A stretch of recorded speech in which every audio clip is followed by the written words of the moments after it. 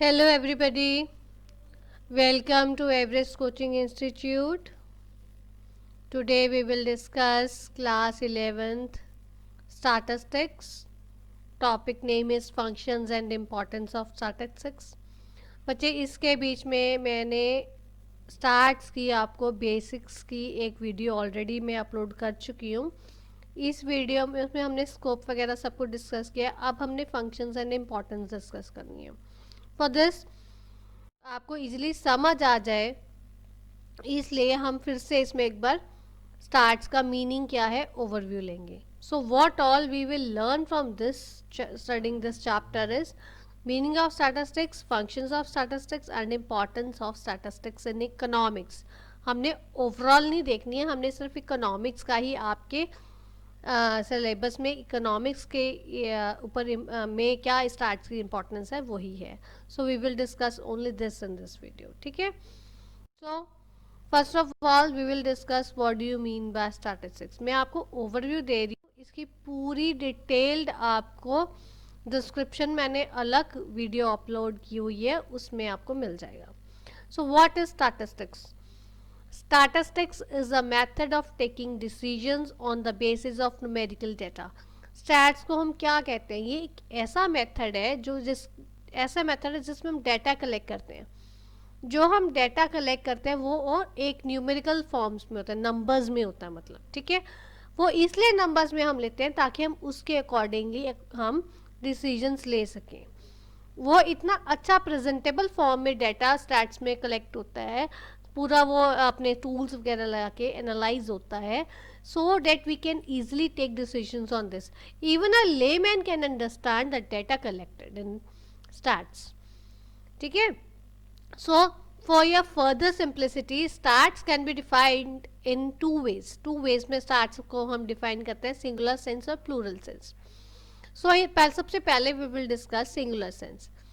Singular sense stats involves a study of the methods and techniques of collecting, classifying, analyzing the quantitative information with a view to get meaningful conclusions.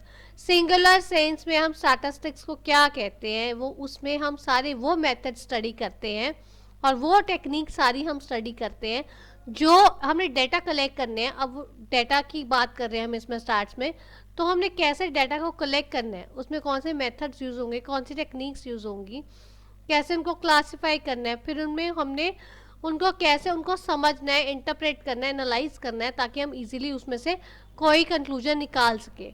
तो ये सारी चीज़ें हम कैसे पता चलती हैं स्टैट्स सिंगुलर सेंस में, जो उसमें मेथड्स और टेक्निक्स यूज़ होती है उससे हमारी स्टैट्स का सब कुछ मीनिंगफुल कंक्लूजन्स निकल आता है जो हम डेटा कलेक्ट करते हैं.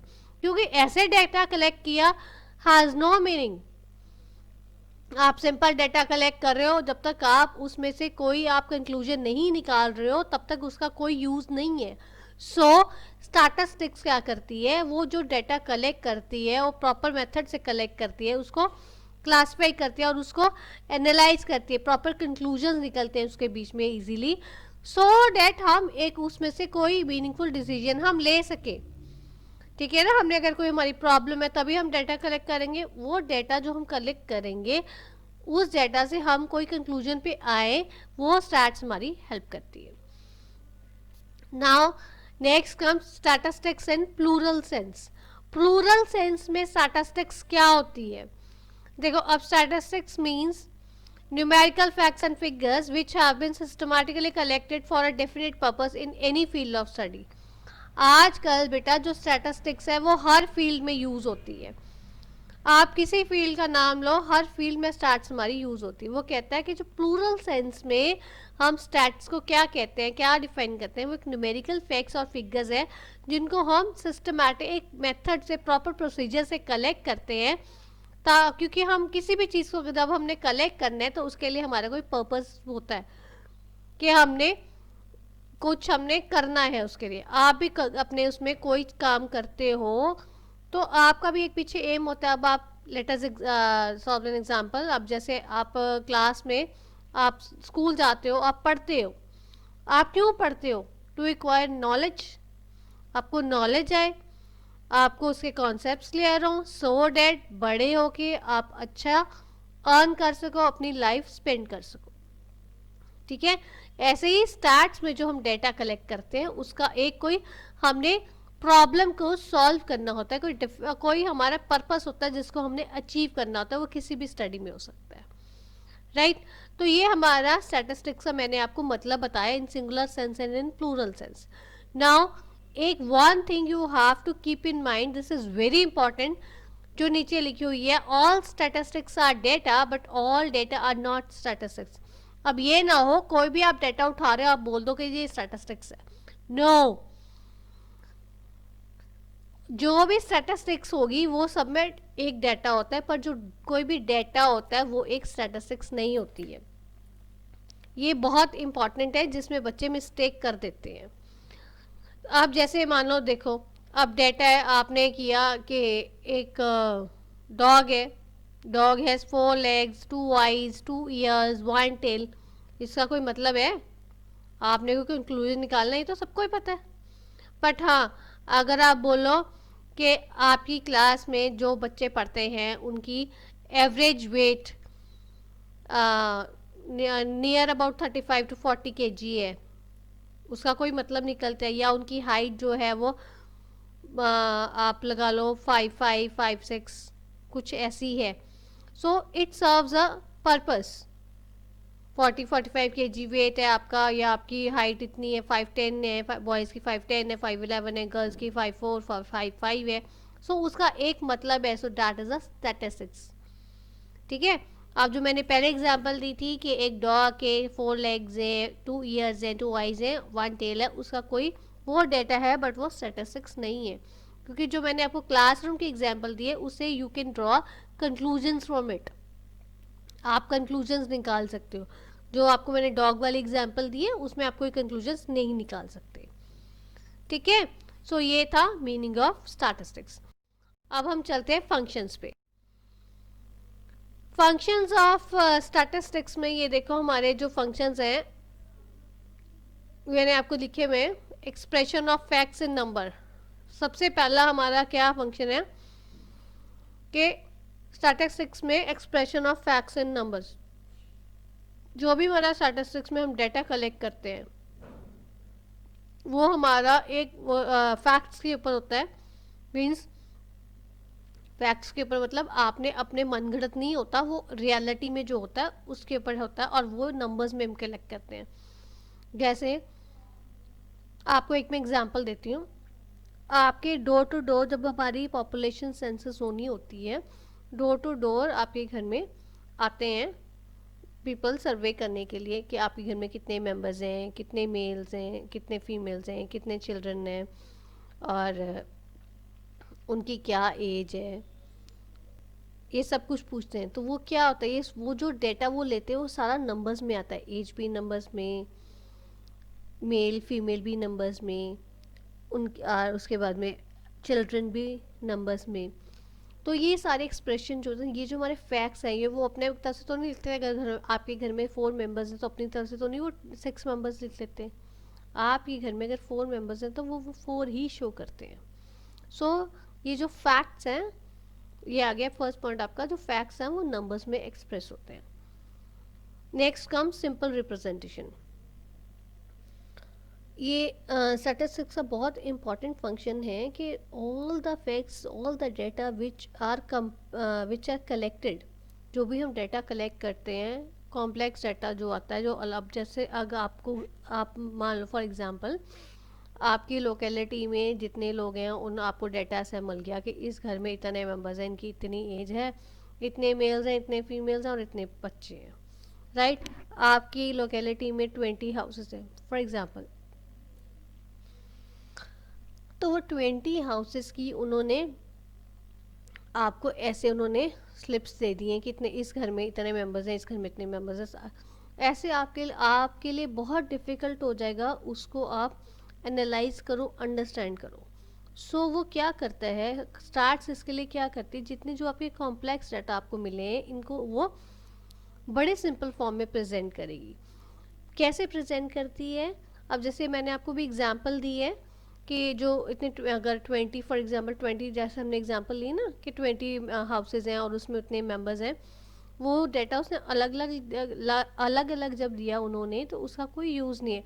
पर अगर हम उनको बार ग्राफ्स, पाई ग्राफ्स या परसेंटेज या नंबर्स में दे दें कि हाँ इस लोकेलिटी में इतने मेल्स रहते हैं, इतने फीमेल्स रहते हैं, इतने बच्चे हैं, अगर हम वो सारा देते हैं तो इजीली आपको अंडरस्टैंड भी होता है। आप कुछ उसमें कंक्लूजन अपने जिस पर्पस के लिए आपने वो किया है, डेटा कलेक्ट किया, आप उसके लिए कुछ उसमें डिसीजन ले सकते हो। ठीक है, next comes knowledge. Knowledge statistics जो है लाइक अदर सब्जेक्ट्स, कोई भी और सब्जेक्ट जैसे स्टार्ट्स अगर आप पढ़ते हो तो वो एक इंडिविजुअल की नॉलेज इंक्रीज करती है, उसकी पावर ऑफ रीजनिंग इंक्रीज करती है, एक्सपर्टाइज इंक्रीज करती है ना। हाउ, अब जैसे जितने भी हमारे कॉन्सेप्ट्स हैं लाइक नेशनल इनकम के, पॉपुलेशन के, एग्रीकल्चरल प्रोडक्शन के, इंडस्ट्रियल प्रोडक्शन के, इस टाइप के जितने भी हमारे कॉन्सेप्ट्स हैं उन सबको आप इजीली अंडरस्टैंड कर सकते हो कैसे, जब आपके पास जो डाटा होगा वो प्रॉपरली क्लासिफाई किया होगा। ऐसे अगर आपको दे दो, it is very difficult for you to understand it. Okay, next comes facts are comparable. जो फैक्ट्स हैं, जो हमारे को इसमें डाटा जो हमारे को मिलता है, स्टार्ट से हमारे को जो डाटा प्रोवाइड करती है, it helps in comparing the facts. जो हमारे फैक्ट्स हमारे को मिलते हैं, जो उसमें से हम फैक्ट्स डिराइव करते हैं, हम उनको इजीली कंपेयर कर सकते हैं। नाउ फॉर एग्जांपल, मान लो किसी भी कंट्री में, like we take an example of India, तो per capita consumption of sugar, for example per capita बोल रही हूँ, पर कैपिटा कंजम्पशन ऑफ शुगर जो है वो 7 kg पर एनम है। उसमें से जो होगा, कई लोग जब से जैसे बच्चे हैं उन लोगों को बहुत कम लगेगा 7 kg पर एनम पर कैपिटा कंजम्पशन, तो बहुत थोड़ी है ना छोटे बच्चों के लिए। और जो सीनियर सिटीजन है, जो डायबिटिक पेशेंट्स है, उनके लिए बहुत ज़्यादा है। ये हम एक एग्जांपल दे रहे हैं कि उनको आप कंपेयर कर सकते हो कि कौन कम खा रहा है, कौन कम ज़्यादा ले रहा है, और उनको दूसरी कंट्री से हम ओवरऑल हम उसको कंपेयर कर सकते हैं। जैसे इंडिया में मैंने बोला आपको पर capita consumption of sugar is 7 kg per annum. ऐसे अगर हम किसी और कंट्री की लेते हैं और उसमें मान लो 10 kg या 5 kg, so you can compare it. वो जो 7 kg मैंने आपको एग्जांपल दिए वो उन्होंने ओवरऑल की दी है मैंने। ठीक है, next comes relationship between facts. अब स्टैट्स क्या करती है, जब भी आप दो या दो से ज़्यादा फैक्ट्स को अगर आप कलेक्ट करते हो, कुछ बनाते हो, तो उसके बीच में एक रिलेशनशिप एस्टैब्लिश करना बहुत ज़रूरी है। जो स्टैट्स है आपको वो रिलेशनशिप एस्टैब्लिश करने में हेल्प करती है अपने टूल से। उसके टूल्स हैं जैसे कोरिलेशन है। कोरिलेशन से आपके जो आपने डेटा कलेक्ट किया, जो अपने फैक्ट्स निकाले, कंक्लूजन्स निकाले, उनको ईजिली वो जो रिलेशनशिप बना देता है। ये आपका जो कोरिलेशन है बच्चे, ये आपको आगे हम स्टैट्स में +1 में आप पढ़ोगे, right. Next comes presentation of data in condensed form. अब ये मैं आपको इससे समझाती हूँ। जो आपकी ये स्टैटिस्टिक्स है, वो डेटा आपको जो मुश्किल डाटा होता है, कॉम्प्लेक्स डाटा हम जो कलेक्ट करते हैं, उनको वो सिंपल फॉर्म में और प्रिसाइज फॉर्म में प्रेजेंट करता है। इसकी एक एग्जांपल है कैसे कंडेंस फॉर्म में वो करता है, जो मैंने आपको पहले बताई भी थी।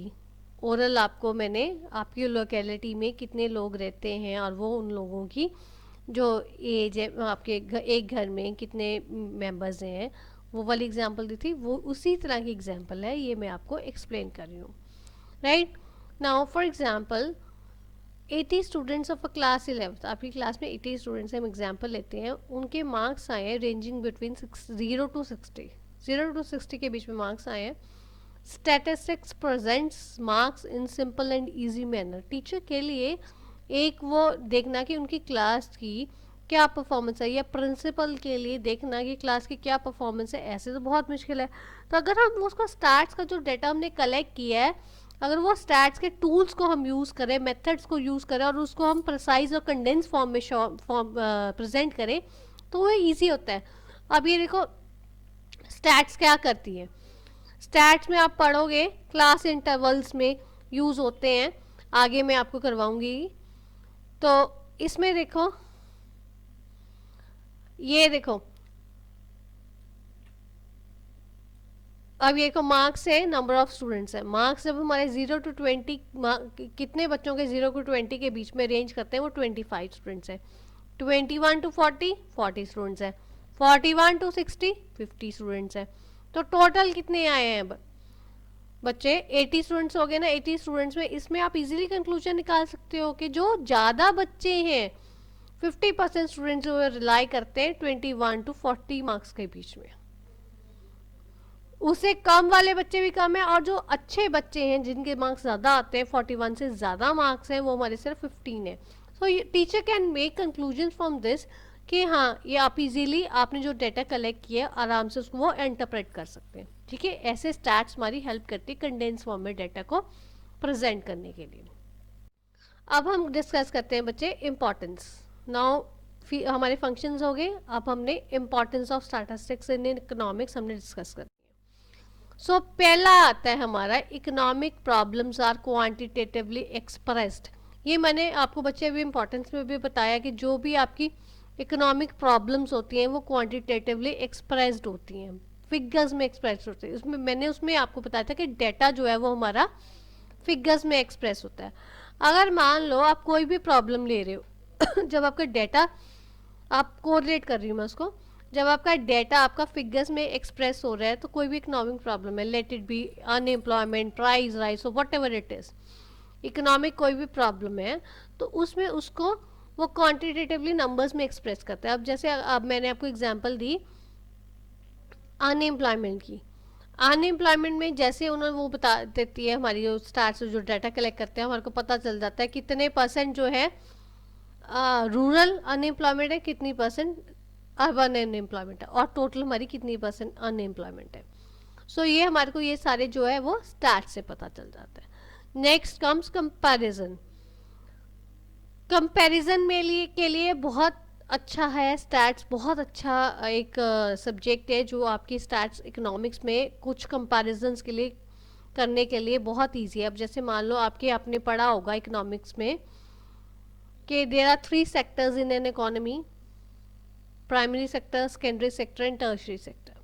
अब प्राइमरी सेक्टर, सेकेंडरी सेक्टर और टर्शियरी सेक्टर में मान लो हमने अब एग्जांपल ली थी एम्प्लॉयमेंट की, तो कितनी एम्प्लॉयमेंट और कितनी अनएम्प्लॉयमेंट है, मतलब अनएम्प्लॉयमेंट की बात करते हैं। अनएम्प्लॉयमेंट रेट जो है वो टर्शियरी सेक्टर में कितना है, सेकेंडरी सेक्टर में कितना है एंड प्राइमरी सेक्टर में कितना है, वो हमारी स्टैट्स हेल्प करती है। वी कैन इजीली कंपेयर कि कौन सा सेक्टर जो है वो ग्रोइंग है, हमारा एम्प्लॉयमेंट ज़्यादा जनरेट कर रहा है, राइट।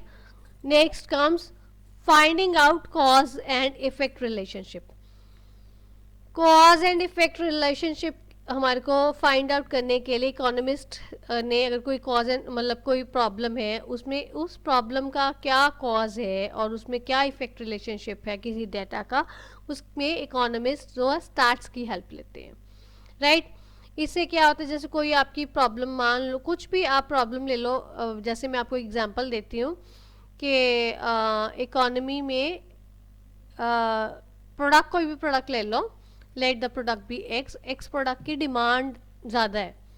अब उसकी डिमांड ज़्यादा क्यों है, उन्होंने डेटा कलेक्ट किया इकोनॉमिस्ट ने, और उन्होंने ट्राई सर्वे किया पूरा, तो उन्होंने जो कंक्लूजन पाए, उनको पता चला कि हमारी डिमांड क्यों ज़्यादा है, क्योंकि हमारी सप्लाई कम है। सप्लाई हमारी क्यों कम है, क्योंकि हमारी प्रोडक्शन कैपेसिटी कम है। सो उन्होंने कॉज एंड इफेक्ट का रिलेशनशिप बनाया कि हाँ, ये जो हमारी जो डिमांड हमारी इंक्रीज हो रही है, वो उसका रीज़न बेसिकली यही है कि हमारी सप्लाई कम हो रही है, और हमारी जो है सप्लाई कम के लिए हमारी प्रोडक्शन कैपेसिटी कम है। इसका मतलब हमें इन्वेस्टमेंट करनी पड़ेगी और हमारे को जो है वो प्रोडक्शन कैपेसिटी अपनी इंक्रीज करनी पड़ेगी। Next comes formulation of policies. अब मान लो इकोनॉमी में जैसे फाइनेंस मिनिस्टर हैं हमारे, वो जो भी हमारे उन्होंने गवर्नमेंट रेवेन्यू जो है कम है, ज़्यादा है, बढ़ाना है या कम करना है, तो वो कैसे करेंगे, वो स्टैटिस्टिकल स्टडीज से करेंगे। जैसे अब वो जितने कंज्यूमर्स हैं, जितने हाउस होल्ड्स हैं, इकोनॉमी में उनकी जो पेइंग कैपेसिटी कैसी है according to the paying capacity of the people. कई लोगों की हाई इनकम है, कईयों की मिडिल इनकम है, कईयों की लो इनकम है, कईयों की बहुत ज़्यादा कम है। So according to the paying capacity of the people and according to the revenue needs of the government, so हमारा टैक्स स्लैब बनता है और फिर उसके हिसाब से हम लोगों से हमारी जो सरकार है वो पब्लिक से टैक्स लेती हैं ताकि लोगों को डिस्कम्फर्ट कम से कम हो और गवर्नमेंट के लिए ज़्यादा से ज़्यादा मैक्सिमम आपका वो रेवेन्यू जनरेट हो जाए। ठीक है। And last function of statistics in economics, importance जो है लास्ट जो है हमारी वो है इकोनॉमिक इक्विलिब्रियम। अब ये बच्चे देखो आप वो पूरा पढ़ चुके हो माइक्रो इकोनॉमिक्स, तो माइक्रो इकोनॉमिक्स में हमने पढ़ा था कंज्यूमर और प्रोड्यूसर इक्विलिब्रियम। कंज्यूमर क्या चाहता है, he wants maximum satisfaction from at minimum cost, उसको कम से कम प्राइस देना पड़े और ज़्यादा से ज़्यादा मैक्सिमम सेटिस्फेक्शन हो। और जब प्रोड्यूसर क्या चाहता है, ज़्यादा से ज़्यादा प्रॉफिट हो, कम से कम खर्चा हो। ठीक है। तो ये हमने इकोनॉमिक इक्विलिब्रियम कैसे मेंटेन करना है, ये हमारी इकोनॉमिस्ट जो है वो स्टैट्स के थ्रू डेटा कलेक्ट करते हैं और उसको एनालाइज करते हैं, उससे हमारे निकलते हैं। Okay, so this was all about importance of statistics in economics. So I hope आपको आज की वीडियो समझ आ गई होगी अच्छे से। अगर आपको फिर भी नहीं समझ आती है, कुछ दिक्कत है, तो you can give your feedback in the comment box. Thanks for watching.